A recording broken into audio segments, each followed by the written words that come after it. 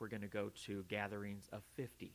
Well, as soon as you go back to school, I know with her school, I don't know how long it's going to be before they go to, okay, we're going to do gatherings of 1,200. Right. Right. I don't know. Schools were kind of petri dishes before this anyways. Oh, absolutely. Everybody in there with their own stuff and hawking loogies on each other and stuff is nasty. All right, so I think that got us out of our pissed off coronavirus is fucking me stage, right? I don't have any kids, so I don't really don't know what to feel. You want to pretend like Brady's yours for the day, and then you can. You want one? I know. He's not terrible. I'll do it. What caused the kerfuffle yesterday is I had to go get wine yesterday because I have my buddy Al, who I've talked about on the podcast before, is on a 1 week one case a week bender right now with him and his friend Sally.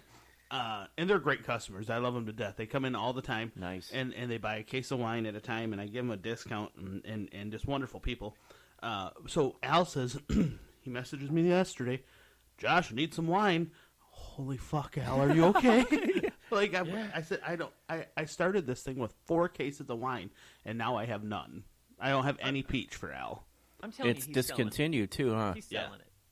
You think he's what? I think he's selling it. Yeah, I mean, he might be. I don't know, but I hope he is, actually, because it's working out well for me. So Al says... Go ahead. I'm sorry, Josh, go. Oh, yeah. Al says, I need another case of wine. So we said, okay, well, I can go get you some. So I called the warehouse up in Eau Gray, and they say, yeah, I got some peach, and, we can come get it. So we go up there. We've been in the house for...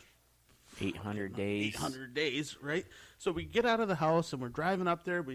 We stopped for lunch at McDonald's. We had a little lunch, and then drove up to Eau Gray, got some wine. We're on our way back. We get to fucking Standish, and the kid in the back seat goes, how much longer till we're home? What the fuck do you care? we've been under fucking wraps for 84 days, and now we're like in Standish, and you want to know how much longer till we're home? You got something to do there? Because nobody else does. And right. I reacted poorly, and he was crying, and Heather was pissed at me. I was crying.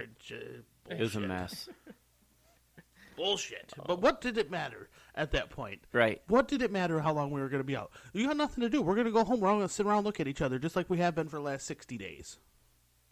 So do you think that the curfew or the finable curfew that's going on in Saginaw, which is truly only like not even 15 miles from us, do you think that is, I wonder if that's, because that's been in place for 2 weeks now. Yeah. I wonder if that's actually working, because you can't be out between 9 p.m. and 6 a.m. unless you're doing I think it's essential. The city of Saginaw, right? The Saginaw city limits, like downtown, like correct. Bay City proper, right? So we live. I probably could throw a stone to the Saginaw, to a Saginaw address. I would imagine. I would think so. Right. I would think we're pretty close to the Saginaw line.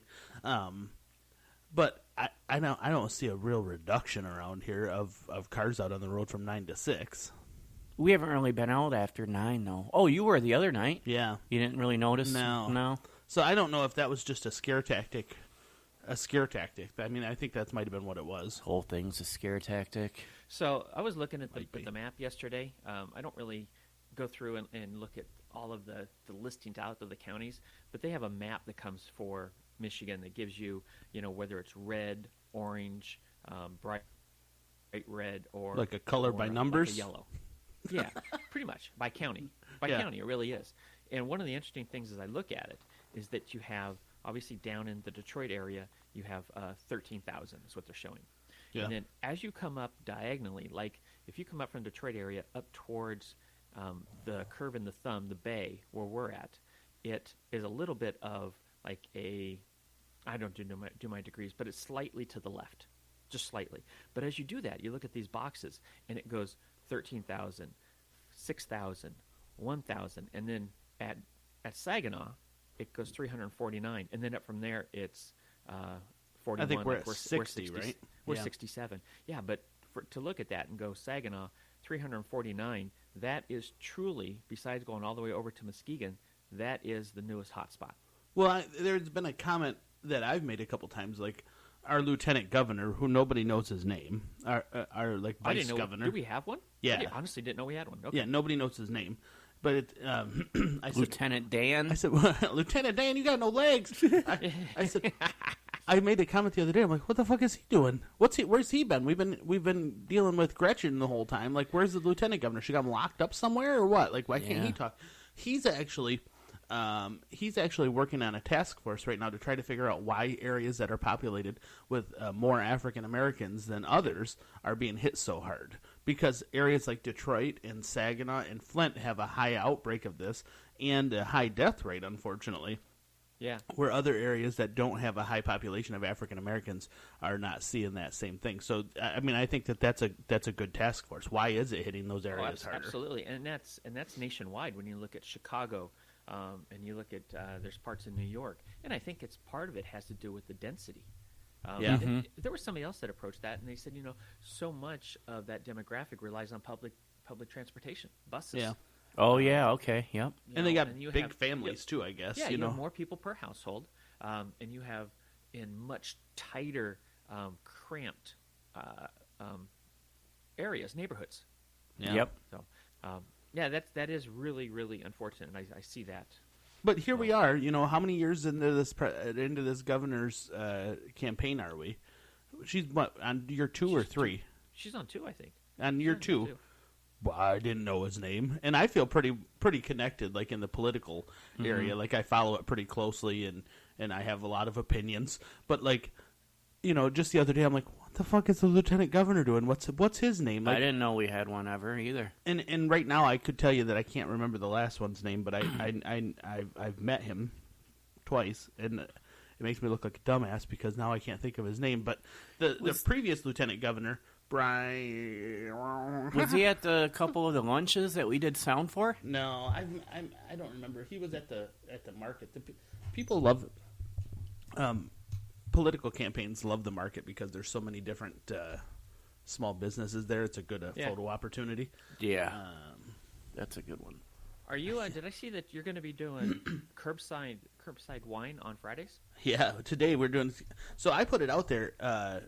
For those of you listening, the 3 of you listening that don't know us, I operate a wine tasting room inside City Market downtown, as well as a coffee shop. But the market has Brian Calley. Sorry, there we go. Brian Calley. That's over now, thank God.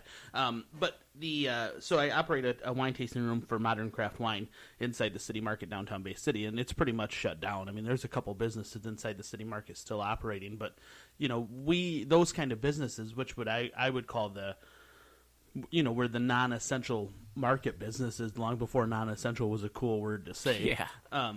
But those businesses aren't operating. So I put on there's a lot of places doing curbside, which is completely illegal under the governor's order. We did some curbside stuff. We got about $500 worth of wine sold already today for pickup deliveries or pickups rather. So I'm kind of excited about that. Just a little bump, little spending cash. Maybe we can buy some Angry Orchards, get screwed up on a Tuesday night. Yeah. Or tonight. So there are other businesses that are doing that because like the landscaping, obviously you can't go into Meijer and you can't buy plants, but I saw that a local nursery is doing curbside. You can drive up and they will bring you the hanging baskets and things, and that's I don't see a problem with it. I don't either. And I that's don't the thing. either. There was a whole post that I read the other day about let me see if I can find that now. Man, I was not prepared for this today. That's all right. There was a post on here about essential businesses and everybody being essential, and then just trying to figure out how. Okay, so here it is right here. It says everyone knows there's no guarantees in life for a life without disease, poor health, and problems due to genetics, but all need to do the extra mile to stay safe. Certified safe businesses. All businesses are essential. There is no such thing as non-essential. This is a opinion piece written by a local radio station. Gotcha. Unless you are very wealthy or guaranteed an income from the government, a certified safe business agrees to. So that's the concept for me, and I think that's a valid concept. Yep. Are you a certified safe business? If you are, then you can continue to work, right? Require employees to wear a mask. Require customers to wear a mask. I mean, that's not unreasonable. Right. Require all customers to sanitize before entering the store by having a sanitizer station outside. Mm-hmm. I mean, the market already did all those things before we even were required to. require a 6-foot separation between people, use some type of shield between clerks and tellers. If the business owner is responsible enough to hire, pay wages, pay taxes, and follow hundreds and hundreds of laws and rules, then they certainly can be trusted to do everything humanly possible to keep their staff and customers safe. A business can certainly self-certify that they are a safe business. I don't disagree with that. I don't disagree at all, and I think that if you want to try and enforce that, then you do what the police do, where they put in these people that are to go in and try and buy alcohol underage, like a sting. Yeah.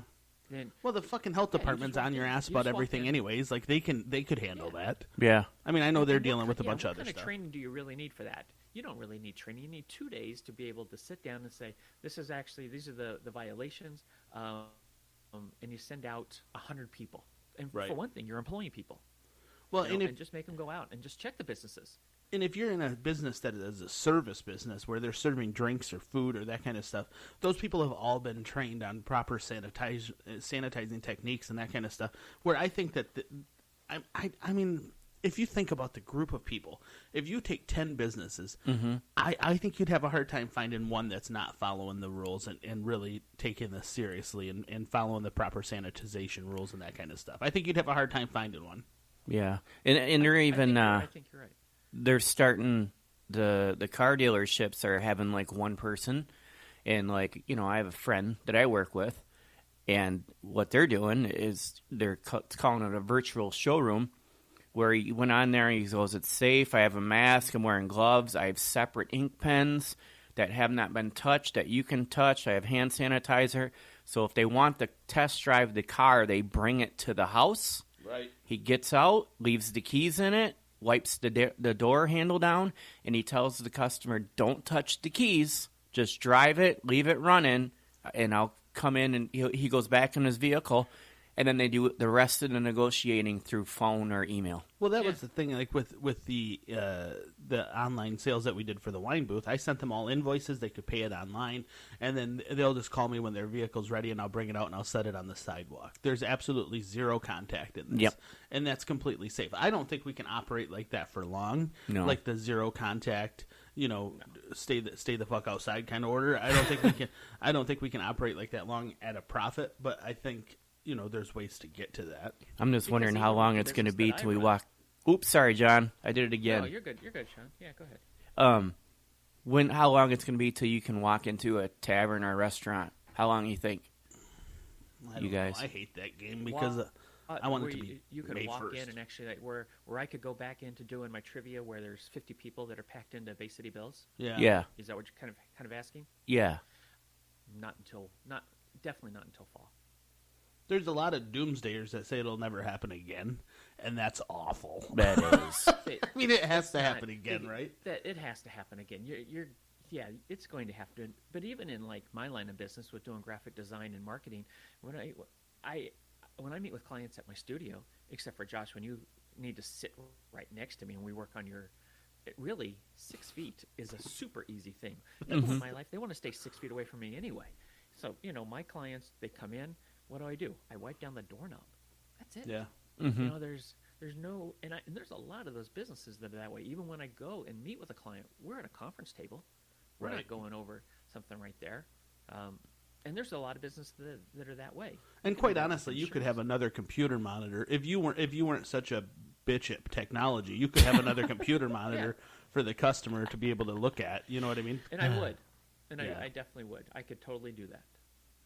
It wouldn't work right the first 4 times, and you'd be like, it keeps blinking in and out, and it doesn't work. Josh is going to start getting phone calls going, I don't understand why this is happening. Well, is it plugged in? Well, of course it's plugged in. And then Josh says, did you check? Of course I checked. Did you really check? No. He'd be like, the fucking monitor keeps going in and out, and it's not the right hue.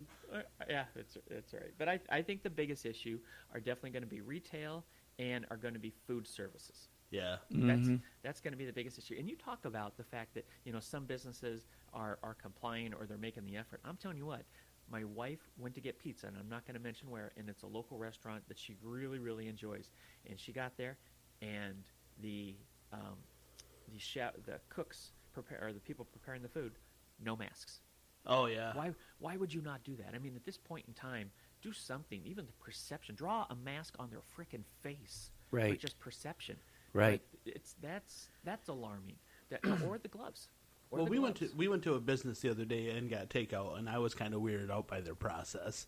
Like, I got back in the truck, I just went, oh, man, I don't know about that. But, like, is that going to change? Like, are we going to always constantly criticize